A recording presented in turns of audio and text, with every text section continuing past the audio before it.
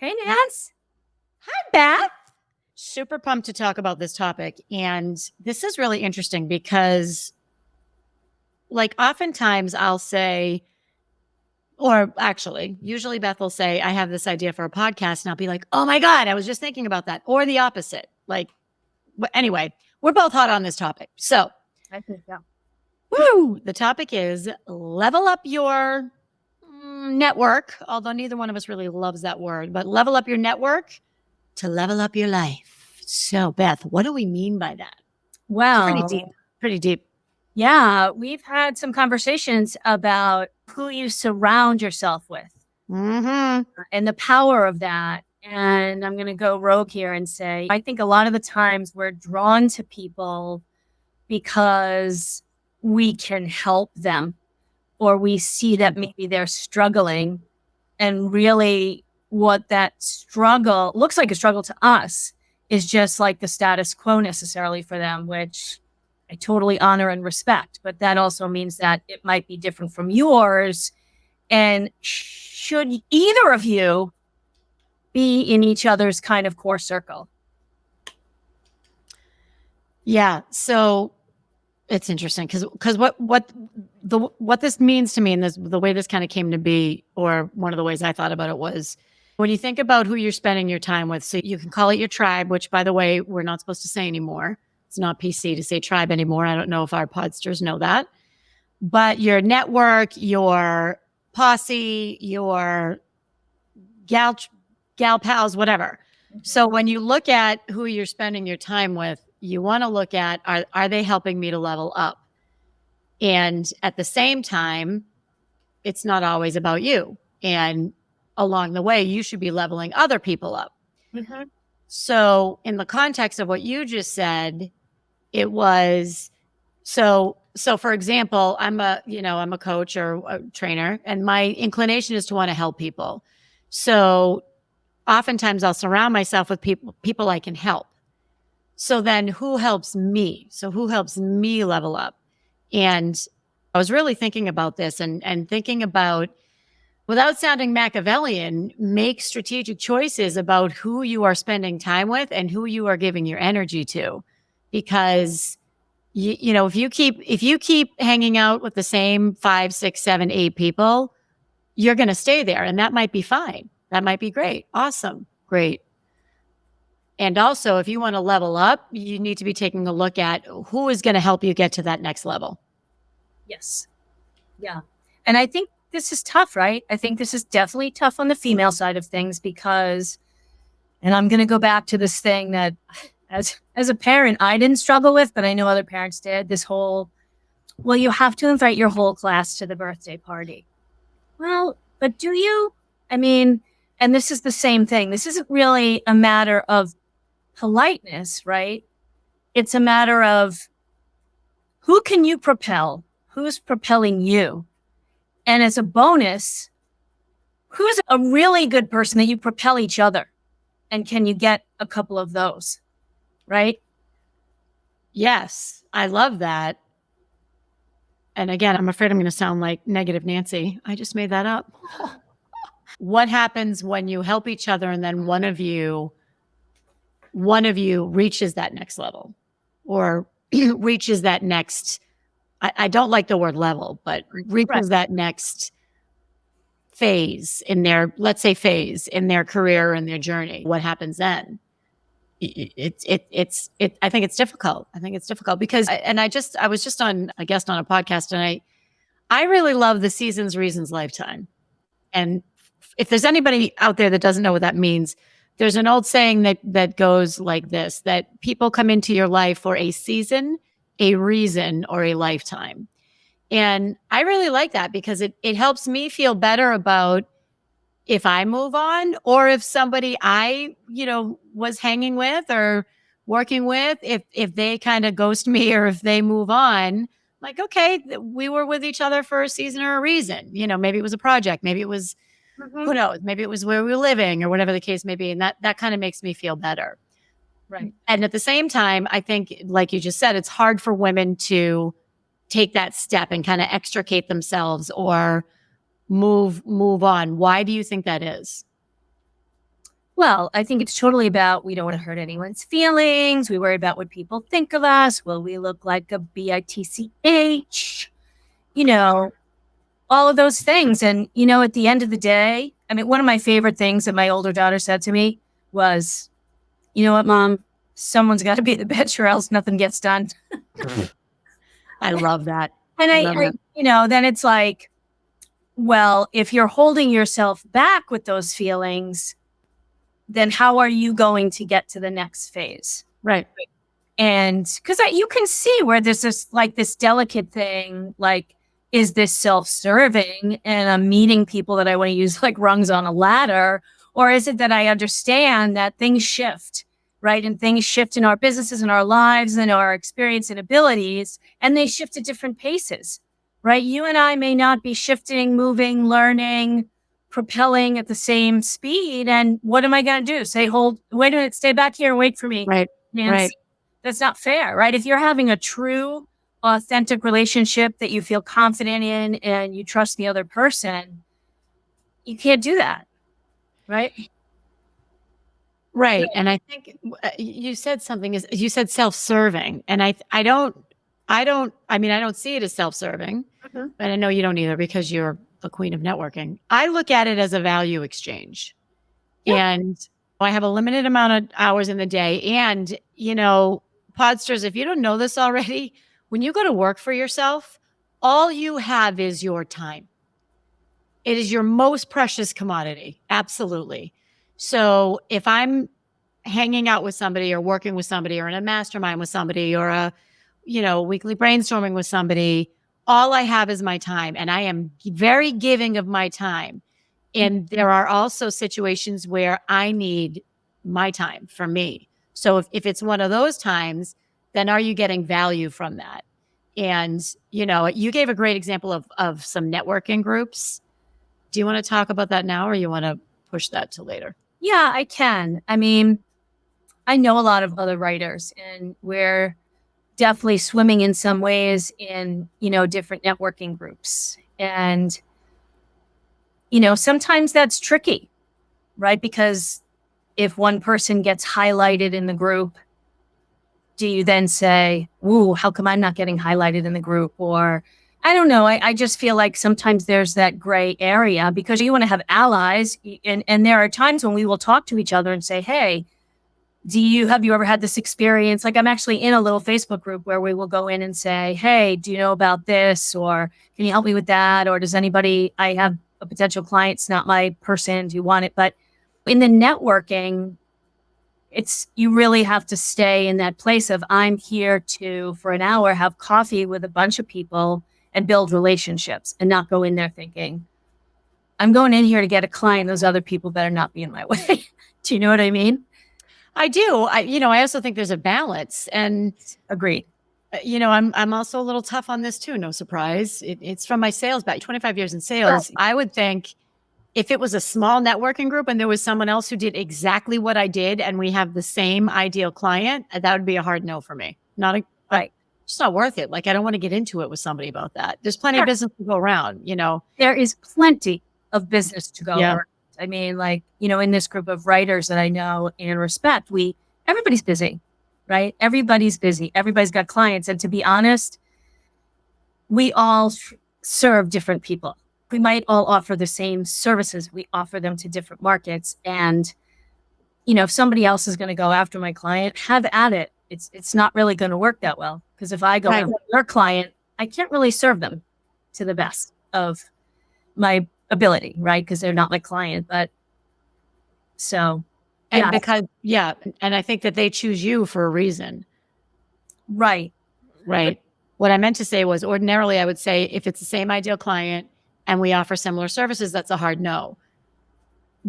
I would add a caveat. It's not always a no. I met someone recently who we probably have the same ideal client, and I would be very comfortable being in a group with her. But I think you have to be really, really careful about that and really vet the person. There has to be a level of professionalism that is there. Mm-hmm. It gets really ugly. It gets ugly. I think it can get ugly, and that's no fun. Yeah, no, it's no fun. And you're right. I think if you're choosing this really like core group that you're going to be with, which is actually, it's kind of a little bit like the group that I'm starting with, Kathleen. It's like you have to think about, how is everybody going to meld? How are you going to meld?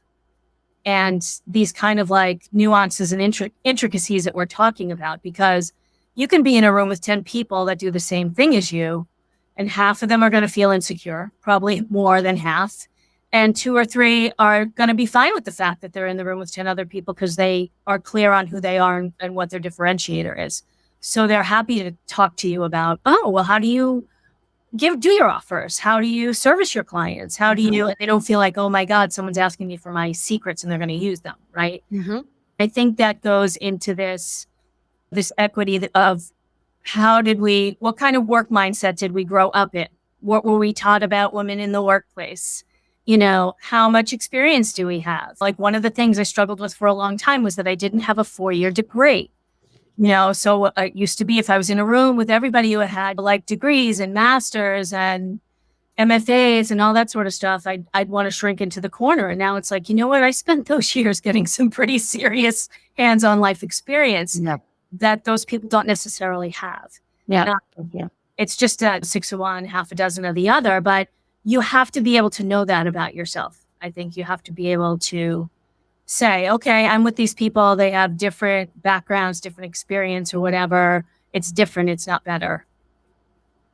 Totally agree. I totally agree. And the reason why this was hot on my mind, because I was listening to a podcast.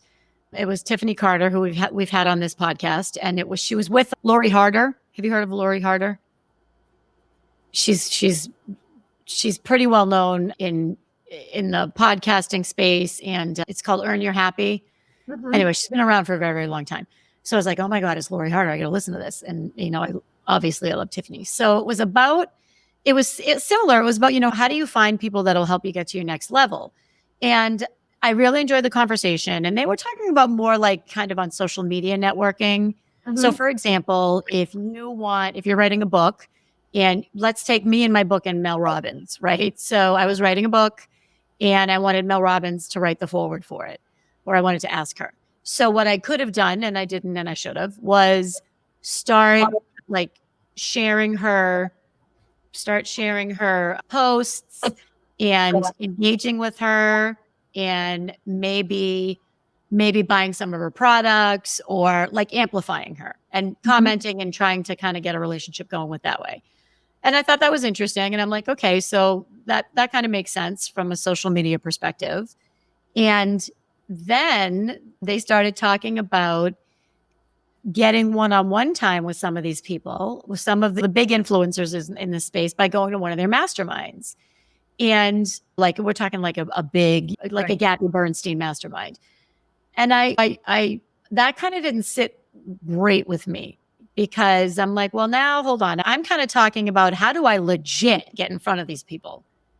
And I felt like, so I have to pay to get in front of these people, which that really wasn't what they were saying. They were saying, if you want immediate access to these people, that's the best way to get it.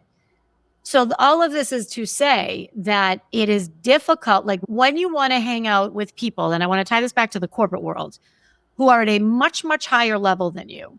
And I don't like the word level. So let's say they are further along in their business, if we're talking about a entrepreneur, or if we're talking about a career. Let's say you want to start getting to know people who are 2 or 3 levels, job grades higher than you. You have to bring value to them. So you can't just be like I used to have people that would ask me if I would mentor them, and I'd be happy to do it. And it got to a certain point where there was a lot. And I remember thinking to myself, so what skin are they going to have in the game? How are they going to bring value to me? And stay with me. So for example, are they young and in their 20s, and they're going to help me understand how people in their 20s think, right? Of course, I want to bring them along, and of course I want to help them. And at the same time, what am I going to get out of it? Not Machiavellian, but more like, how can we make this a more even value exchange, or closer to an even value? I mean, it'll never be even if you're mentoring someone, but what can I do? So I want to share an example. And I think this is why I was kind of triggered a little bit or put off by some of what I was listening to. So I had someone during the pandemic who I had known call me and say, "Oh my God, I see everything you're doing. I'd love to talk to you." And I knew her from my old company. Right. "Can I talk to you?" And I said, "Sure." So we set up a call. We got on the phone. She picked my brain for 45 minutes and then said, "Okay, awesome. Well, let's keep in touch." I mean, I felt like a drive-by brain picking. Like I felt like I had been violated. And she is doing very well in her business, and I'm happy for her. And I remember thinking to myself, it's a very slippery slope. So when you want to get in front of the right people, and I say right with air quotes, the right people for you, how are you making sure that you have some value that you could give to them? It could be anything. It could be, can I introduce you to my network? I have 4,000 followers on LinkedIn. Can I introduce you to some of them? Or can I help promote your book? Or whatever the case may be. There has to be a little bit of value. I'm going to pause a minute because I feel like I'm going down a rabbit hole. Okay. Yeah, I feel like there's a lot of branches off of the trunk of this topic. I was all over there. Yeah, I was all over the place. Yeah, a lot to unpack there. Yes, very much so. And this is like creating strategic relationships, right? But it's not like you're doing it in some sneaky, shallow way. It's like other people are looking for this too. And I think this is the difference, right? Maybe between male and female relationships that they develop. I think that, and I'm stereotyping here again, men, and I'm actually kind of impressed with this. Like they can see somebody, I think, and say, hey, that person's a couple steps ahead of me and they could help me with X, Y, and Z, but I could also connect them to these people. Exactly. And we could help each other professionally. And I think for women, every relationship in some way becomes personal. And I think that's great sometimes, but sometimes I think that's where we get stuck in, where is the line here between, yes, I can connect you to this person. Can you do X, Y, and Z for me? Here's an invitation to my grandchild's christening. Like, do you know what I mean? It doesn't have to. It's okay to have relationships where they are and for what they're doing, as long as it's an equal respect and acceptance of that. Do you think? I totally see your point, and I'm going to very respectfully disagree. Okay. Because that's what we do best. Very, very respectfully disagree. Because I have been burnt many times in the past with getting too casual or too friendly with a business partner, some kind of business partner, either someone that I was paying or someone that was paying me, or when I was in the corporate world, someone who reported to me or someone I reported to. And at the end of the day, so let's take boss employee. Okay. Let's, because this is a great example for that. This happens a lot in my coaching. They're not your boss. They're not your friend. They're your boss. Right. I think we're saying the same thing. Oh. So, but I must have not said it clearly enough. I'm saying that it's okay to have these relationships that strictly remain professional and business. But I think sometimes for women, it is hard for us and we let them become more personal or casual and they don't always work out that way, which is what you're saying too, is that sometimes you can get burned because, Yeah, I'm saying it's not hard for me anymore because I got burned and because I now have very, very clear boundaries. And I have had people in my business who have invited me to things and wanted to get a little more personal, and I'm not available for that. It's just something that I'm not willing to do because it will almost always end badly. Almost always. Boss, employee, vendor, supplier, even coach. And it's really hard for me when I'm coaching because I really love the women and the men that I work with. Yeah. And I have to remember that, they're hiring me to do a job and I would be doing them a disservice. So for me, it's not that hard, but I absolutely see your point that for some women, I think it probably is. Yeah. And I totally get that. I mean, I feel like when I'm working with somebody for a long time and they go through like the messaging process, like it's like I see under their arms, right? They answer a lot of vulnerable questions and we get to know each other. But somewhere there's got to be that line, right? Of you're hiring me right now and we need to keep this professional situation going. Yeah. Yeah. Totally. And it's okay. You can be, again, clear and kind. Clear and kind. That's where boundaries come in. And clear and kind is good. Okay. I'm going to be really interested in what our listeners, our podsters, have to say about this, because I think this could be a little heated and make people feel a little vulnerable about these situations. So how can we help them with that? So I think that you want to do a little role play for when somebody wants to be more friends in business? Sure, we could. Let's give it a go. Okay. Do you want me to be the person who's not interested in a friendship, or do you want to be the person who's not interested in a friendship? You can be that person. Okay. So we're gonna do a little role play here, Podsters. So okay, ready, Beth? You're gonna try to be my friend. Okay. Gosh, I just love your whole vibe, Nancy, your personality and just your sense of humor. We should really, hang out outside of these networking meetings that we have, because I think we can have a really good time. I like to go to trivia on Friday nights to this place, and I'd love it if you would come. Okay. So there's two ways you can handle this. One is, thank you so much. That's so kind of you to invite me. Things are really hectic right now. Can I let you know when it's a better time? So that's one, right? That's kind of kicking it down the pike. Or let me think for a minute. So in this scenario, do you work for me, or are we networkers together? Yeah, we're kind of like neutral, same level networkers. I said networking group. Okay. Yeah. You know what? I think with a networking group, I would probably just say, that's so sweet of you to think of me. I might say time is really precious to me right now. And unfortunately, I just, for the foreseeable future, I'm not able to do that. Right. I mean, does that make you feel like crap, or is that okay? No. I'd say, oh, okay. I'll try again. And you know what? The thing is, then that's a 50-50 shot, right?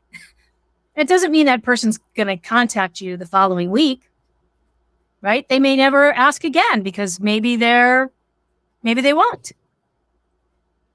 And so it's polite, kick it down the pipe, right? And if it is ever a better time, you'll let them know.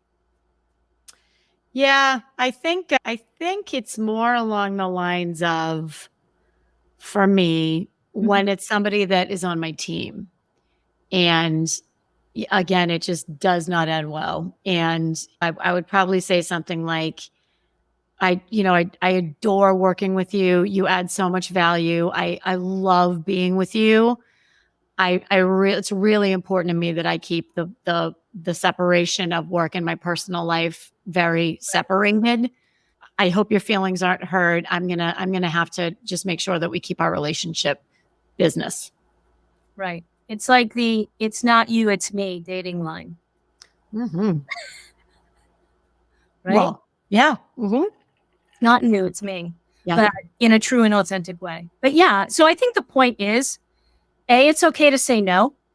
This is a boundary thing, right? It's okay to say, this isn't really how I do business. This isn't how I feel like it affects my level of integrity if I get too caught up in the gray area of friendship versus strategic relationship. Well, you wouldn't say that to somebody. I'm strategically starting a relationship with you. Yeah, it's interesting. I really, really push back on work texts, for a very, very long time. And because to me, that was a boundary. Nope, that's my cell phone. That's a text. Nope. If you want to reach me, it's email or whatever. And when I'm working with younger people now, and that's just how they operate. Like I can't, they probably would not work with me. They would probably say, I'm not going to do it if the only way you'll communicate is email. Right. So I've had to adapt. Yep. Yeah. The dinosaur has had to adapt. Yeah. So I want to talk about how to strategically build your network. Okay. I did an exercise many, many years ago, and it was with a really great leadership coach. And this is kind of similar to building your personal directors, but not really. Okay, so it's not. So you want to think about and write down who you want to get to know better. So this is if you're working at a corporate job or if you are a business owner, who is it? Like really sit down and think about it. And then you have to make an effort to get in front of them. And whatever that looks like, maybe you invite them to a brainstorming session. Maybe you say, hey, can we have a coffee talk over Zoom? Maybe you offer to promote, something they're doing or whatever the case may be. It's hard to build the relationships when you're in business for yourself because there really is no, when you work with someone, there's meetings, there's events, there's conferences, you're all working for the same company. Like there are touch points. Whereas if you're in business for yourself, you're kind of on your own island. Mm-hmm. So, one of the things that I did, one of the things that I thought the pandemic was great, one of the silver linings about the pandemic was I used to do coffee dates all the time, and I still do it. I still do it, only now I do it in person. But, it takes a lot of time out of your day, and you have to build in that time. But, I'm going to meet someone tomorrow for a cup of coffee. It's probably going to take an hour and a half out of my day, but I want to develop a relationship with this person. She is someone that I think is smart and great and will help me. And I think I can help her. And, so that's kind of how I'm approaching it. Right. Right. Yeah. And I actually was just going to say that about the whole coffee thing. I think that is something that the vid, as everyone knows, I mean, COVID, it's like Newman for any Seinfeld fans out there. Is that if we wanted to talk to people, we got on Zoom, right? And we connected with people. And, I see a lot of people who don't take that opportunity, like with people they meet in an online networking, to send an email and say, hey, let's chat. I want to hear more about you or more about your business, or can we catch up, or all of that stuff. You can just reach out that way and you can meet people in person, or you can continue to meet virtually if that's what works for you. But, it's a great way. I think everybody's kind of used to it now. It's a great way to connect with people. Yep. And I said coffee instead of cocktail or wine on purpose because I used to, if somebody would invite me for coffee, I would say, well, let's meet for a glass of wine instead. It's looser, like you talk a little bit more, and that leads right into a casual friendship. Yep. So that's not on my radar anymore. Right. As a first date, if you will, but maybe down the road. But coffee. Yeah. Yeah. How else would you recommend networking, Beth? How else would I recommend networking is choosing the right group for you. I mean, there are a lot of groups that have, really kind of soft, flexible boundaries, and that's great. And they serve their purpose. But I'm actually starting a chapter with our dear friend Kathleen Lawson of the Women's Business League in the Mansfield, Massachusetts area. And they just have some really wonderful ways of setting boundaries and how their program works. There's flexibility, but it's with healthy limitations. Like in our group, for instance, you could have a seat per industry. But then what they do is each chapter has mix and mingle events where anybody from any chapter can come and meet each other. They have monthly online meetings where everybody from every chapter can come on if they wish to. And then they have things for chapter leaders. They have live events that are open to everybody. So although you're really with your hive, right, with these people, you also get exposed to everyone in the whole organization. And so it's nice. It's nice because you're not grasping. It's not diluted. You're not like, oh, I just met 5,000 people. It's like, okay, my focus is these 12 or 15 in my hive, really. And we get to kind of not pick. I don't want to say pick, but you want to have women that have like this vibe that they're going to help each other grow and all these things that we're talking about. And so, yeah, I'm really looking forward to that. So we're having a launch party August 7th, which is a Monday. And where is that in Mansfield? It's at Conrad's in Foxborough. Great. Awesome. Link is in the show notes. Yep. And a link to not only the event, but also to the Yeah, networking group site. of course, yeah, like an application, but you just go in and give some information and see if there's a group that there's space for you in. That's great. That's great. And if you're not from Boston South Shore, can you virtually join that group, your group? You can't join our group, but there is one group called the Circle that sometimes when people are waiting for a seat in a specific group that they could be in person Right. at or in an area, they can join the Circle and be online. Great. Love it. And for our corpsters, I feel like we talked a lot about business owners. Same thing, write down a list of the people that you want to get in front of. I actually call it forensic networking, and it's one of the tools I use with my one-on-one coaching clients. If anybody, you know what? I'll link it. I'll link it in the show notes. So, and it's a little forensic. You really don't need to use my tool. You can just grab a Post-it or a cocktail napkin and just make a list of people that you want to get in front of and commit to yourself that you're going to get in front of them with something of value for them. Mm-hmm. With just anything of value for them, just something, there's got to be something. And when you do that and then maintain the relationship, all of a sudden you're in the network that you want to be in. Like it happens when you're intentional about it and purposeful about it. You will one day wake up not long after you start, maybe 6 months after you start, and you're surrounded by the people that you want to be surrounded by. So it works is what I would say. Excellent. Excellent. All right. That's a wrap. That's a wrap, Nance. Peace out. Peace out.